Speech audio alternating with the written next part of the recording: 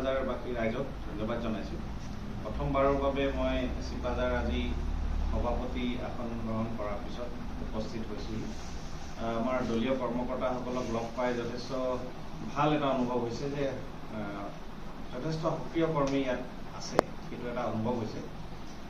আমি অকণমান আগতে ইয়াত একমাত্ৰ সত্ৰ যিখন আছে, সত্ৰখনত আমি গ'লোঁ, গুৰুজনাৰ আশীৰ্বাদ ল'লোঁ আৰু লৈ এতিয়া আমি ইয়াৰ পিছতে শ্বহীদ বেদীলৈ যাওঁ, কৃষক শ্বহীদ বেদী, আৰু তাৰপিছত যিখন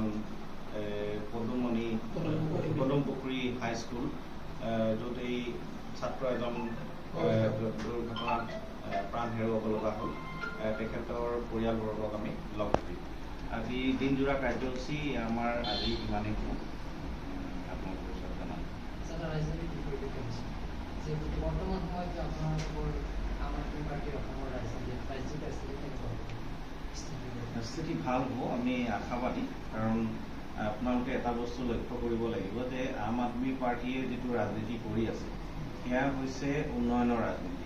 আমিয়ে হস্পিটেলৰ কথা কওঁ, আমিয়ে ভাল শিক্ষা ব্যৱস্থাৰ কথা কওঁ, দুৰ্নীতিমুক্ত সমাজ হ'ব লাগে, এইখিনি আমি কথা কওঁ। কিন্তু কোনো ৰাজনৈতিক দলে শিক্ষা, স্বাস্থ্য বা দুৰ্নীতিমুক্ত এখন সমাজৰ বিষয় লৈ কোনোৱে ৰাজনীতি এজেণ্ডা নকৰে, অন্য যোন ৰাজনৈতিক দলে নহয়। এইটো সঁচা কথা যে আমাৰ যিখিনি ভলেণ্টিয়াৰ্ছৰ প্ৰয়োজন আছে, এই বাৰ্তাটো অসমবাসী ৰাইজৰ ঘৰে ঘৰে লৈ যোৱাৰ কাৰণে যিখিনি প্ৰয়োজন আছে, সেই ভলেণ্টিয়াৰ্ছো কমি আছে। তো তাৰ কাৰণে আমি এতিয়া সংগঠনটো মজবুত কৰাৰ উদ্দেশ্য লৈ আমি আগবাঢ়িছোঁ। পঞ্চায়ত নিৰ্বাচনটো আমাৰ কাৰণে এটা যথেষ্ট গুৰুত্বপূৰ্ণ এটা নিৰ্বাচন হ'ব, য'ত আমি নিজৰ সংগঠন মজবুত কৰিব পাৰিম। আৰু একবাৰ আমি যদি আমাৰ সংগঠন আমি টনকিয়াল কৰি ল'ব পাৰিছোঁ, তেতিয়াহ'লে এই যিটো উন্নয়নৰ ৰাজনীতি আমি একেবাৰে ঘৰে ঘৰে, অসমৰ ঘৰে ঘৰে ৰাইজলৈকে আমি বাৰ্তাটো লৈ যাব পাৰিম।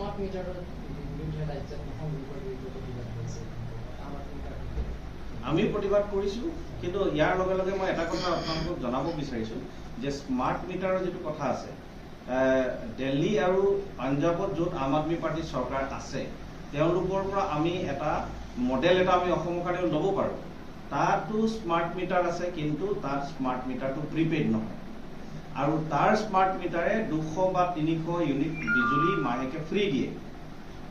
একেটা আম আদমি পাৰ্টি অসমত যোনদিনাখন আহিব, সিদিনাখন আমিও 300 ইউনিট বিজুলী অসমতো আমি ফ্ৰী কৰিম, আৰু অৰ্থাৎ 1500-2000 টকা বিজুলী প্ৰতি মাহে হ'ব, প্ৰতিটা ঘৰত হ'ব।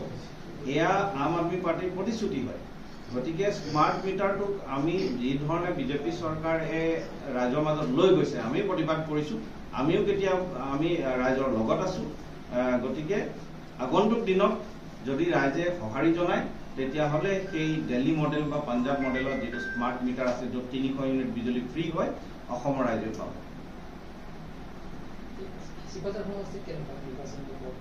প্ৰস্তুতি যথেষ্ট ভাল বুলি ভাল হ'ব, মই আশাবাদী। কাৰণ মইতো আজি প্ৰথমবাৰৰ কাৰণে আহিছোঁ। ইয়াৰ সাংগঠনিক ভেটিটোৰ প্ৰথম অনুমানটো এইটোৱে যে আমি 24 ঘণ্টাৰ ভিতৰতে সিদ্ধান্ত লৈ আজি ইয়াত উপস্থিত হৈছোঁ, আৰু আপোনালোকে দেখিছে কি ধৰণে দলীয় কৰ্মকৰ্তাসকল ওলাই আহিছে। গতিকে ইয়াৰ স্পষ্ট ইংগিত যে তেওঁলোকে তৎপৰ হৈ আছে পঞ্চায়ত নিৰ্বাচন খেলিবৰ কাৰণে, তেওঁলোকে তৎপৰ হৈ আছে বিধানসভা নিৰ্বাচন খেলিবৰ কাৰণে আৰু আগবাঢ়ি যাবৰ কাৰণে। গতিকে মোৰ দৃঢ় বিশ্বাস, আম আদমি পাৰ্টি আমি চিপাঝাৰবাসী ৰাইজৰ বা গোটেই দৰং জিলাত আমি ৰাইজৰ ঘৰে ঘৰে আম আদমি পাৰ্টিৰ বাৰ্তাটো লৈ যাব পাৰিম।